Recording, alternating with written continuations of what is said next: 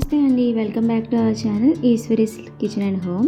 So ఈరోజు మన video వచ్చేసి ఇద్దరు చిన్న పిల్లలతో నేను నా మార్నింగ్ ఇంత పీస్ఫుల్గా హడావిడి ఏమీ లేకుండా ఎలా పనులు చేసుకుంటానని అనేది ఈరోజు వీడియోలో షేర్ చేసుకుంటున్నాను. అయితే న్యూ మామ్స్ అలాగే ఇద్దరు పిల్లలను ప్రతి ఒక్క తల్లి కూడా మార్నింగ్ లేచినప్పటి నుంచి మళ్ళీ రాత్రి పిల్లలు పడుకునే వరకు హడావిడిగా పనులన్నీ చేస్తూ చాలా ఇబ్బంది పడుతూ ఉంటారు. ఇలా చిన్న చిన్న టిప్స్ పాటిస్తే మనకి పిల్లలతోని ఇబ్బంది లేకుండా మన పనులు కూడా హడావిడి లేకుండా అయిపోతాయండి. సో ఈరోజు శ్రావణ శుక్రవారం అలాగే రాఖీ పండుగ కదా, సో స్పెషల్ మనకి చాలా పనులు ఉంటాయి. అందుకని నేను రాత్రి నుంచే పనులన్నీ ముందుగా చక్కబెట్టుకుంటాను అనమాట. ఈ విధంగా చేసుకోవడం వల్ల మనకి మార్నింగ్ పెద్దగా హడావిడి అనిపించదు. ఇక నేనైతే మార్నింగ్ 5కి అయితే లేచి మళ్ళీ మా చిన్న పాపకి పడుకోబెట్టేసి తర్వాత నేను ఫ్రెష్ అప్ అయిపోయి ఇక వంటగదిలోకి అయితే ఫస్ట్ వచ్చేస్తాను. ఇక నేను నైట్ పూటే మొత్తం పొయ్యి అంతా నీట్గా క్లీన్ చేసేసుకొని పసుపుతో అలికేసుకొని ముగ్గు పెట్టుకుంటాను కాబట్టి మార్నింగ్ నాకు ఆ పని అనేది ఎక్కువగా ఉండదు. ఇక నేను మార్నింగ్ అదే ఫ్రెష్ అప్ అయిపోయి వచ్చేసి టీ వాటర్ ఇవన్నీ పెట్టేసుకొని ఆ తర్వాత దేవుడి గది దగ్గర క్లీన్ చేసేసుకొని ఇక వాటర్ అయితే పెట్టేసుకుంటాను. ఈ టైంలో ఒకవేళ పిల్లలు లేస్తే అప్పుడైనా సరే ఇబ్బంది పడాలి కదా అని అనుకుంటారేమో, లేదు, పిల్లలకి మనము మన అవసరం అంటే లేకుండా వాళ్ళకి ఏదైనా అయితే ఆకలికి ఏడుస్తారు. మా పాపకైతే చిన్న పాపకి ఇప్పుడు 1 year అయితే ఆకలికి ఏడుస్తుంది, లేదంటే తను ఇంకెటికైనా నిద్ర కోసం ఏడుస్తుంది, లేదంటే ఆడుకుంటుంది కదా. ఏ పిల్లలైనా అంతే, ఆకలికి లేకపోతే నిద్రకి ఏడుస్తారు. ఆ ఒక్క నిమిషం వాళ్ళకి పడుకోబెట్టడమో లేదంటే వాళ్ళకి ఆకలి తీర్చేలాగా ఫీడింగ్ ఇస్తే ఫీడింగ్ ఇవ్వడం, లేదనుకుంటే ఏదైనా పాలు లేకపోతే వాళ్ళకి తినేవి ఏవైనా ఉంటే వాళ్ళకి పెట్టడం. ఆ తర్వాత మనం పనులు చేసుకుంటే మనం ప్రశాంతంగా పనులన్నీ చేసుకోవచ్చు. వాళ్ళకంటే ఒక పావు గంట కేటాయిస్తే సరిపోతుంది, మనకి పనులన్నీ అయ్యే వరకు ఇబ్బంది పెట్టరు. సో నేను అదే చేస్తాను. ఇక మా చిన్న పాప అయితే నేను ముగ్గులో బయట అలాగే ఇంటి లోపల అన్ని దగ్గరలో పెట్టుకొని సగం పనులు అయితే అయిపోయాయి. ఇక లేచింది, ఇక నా వెనకే తిరుగుతుందంటే సరేనని తీసుకొని ఇక తులసి కోట దగ్గర అయితే ముగ్గు పెట్టుకుంటున్నాను. పిల్లలు ఏడుస్తున్నారని పనులు ఆపేయకూడదు, అలా అని వాళ్ళు ఏడుస్తున్న తీయకుండా వదిలేసి పనులు చేస్తూ ఉండకూడదు. వాళ్ళని మన వెనకాల తిప్పుతూ పనులు కూడా చేసుకోవచ్చు. సో నేను అలానే ఫాలో అవుతాను, అందుకే నాకు అంత ఇబ్బంది అనిపించదు. బాగా గట్టిగా ఏడ్చారనుకోండి, అంటే మనం పనులు చేస్తున్నప్పటికీ వాళ్ళని చూసుకుంటున్నప్పటికీ ఏడిస్తే అప్పుడు ఎత్తుకొని చేయగలిగే పనులు చేసుకుంటే సింపుల్ అయిపోతుంది. నేను మా పాపనికి ఇప్పుడు ఎత్తుకొని పువ్వులైతే ఏరుతున్నాను. ఇలా ముగ్గులన్నీ బయట పెట్టడం అన్నీ అయిపోయిన తర్వాత నేను స్టార్ట్ చేసింది.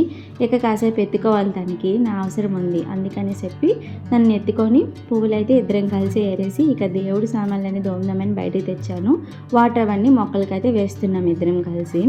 ఇక తను ఆడుకుంటుంది. సో నేను మిగిలిన ఇవి దోమేసుకొని కాలేసేసి అలాగే వీటికి బొట్లు ఇవన్నీ పెట్టేసుకుందామని చెప్పి ఫస్ట్ వాటర్ అనేది ఆరే వరకు నేను ఇలాగ కాలేస్తున్నాను. కాస్త అంటే మనము ప్రసాదం ఇవన్నీ చేసుకునే టైంకి వారిపోతాయి కదా, సో అందుకని ముందుగా కాలేసుకుంటున్నాను.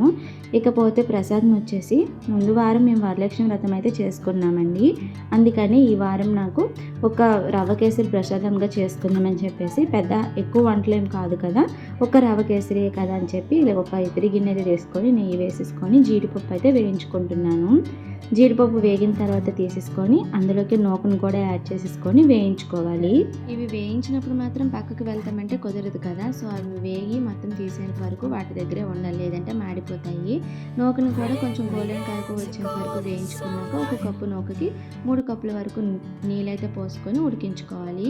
బాగా దగ్గర పడిన తర్వాత మనం బెల్లము అలాగే పాలు ఇవన్నీ యాడ్ చేసేసుకోవాలి. బెల్లం వేస్తే పాలు వేయరు కొంతమంది, ఎందుకంటే విరిగిపోతుందని చెప్పేసి. ఇలా ఇప్పుడు నేను చెప్పినట్టు ట్రై చేయండి, అస్సలు విరగవు. ఇక బెల్లం కరిగేయడానికి చాలా టైం పడుతుంది కాబట్టి నేను ఈలోపు దేవుడికి సంబంధించిన సామాన్లకి ఇలా బొట్లు అయితే పెట్టుకుంటున్నాను.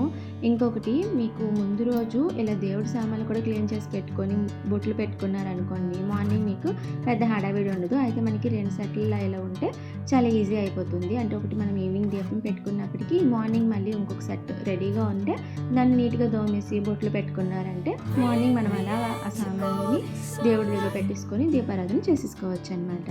ఏమంటారు? ఇక నా ప్రసాదం అయితే దగ్గరికి వచ్చింది, బెల్లం అంతా కరిగిపోయింది. సో ఇప్పుడు పాలు యాడ్ చేసుకుందాం.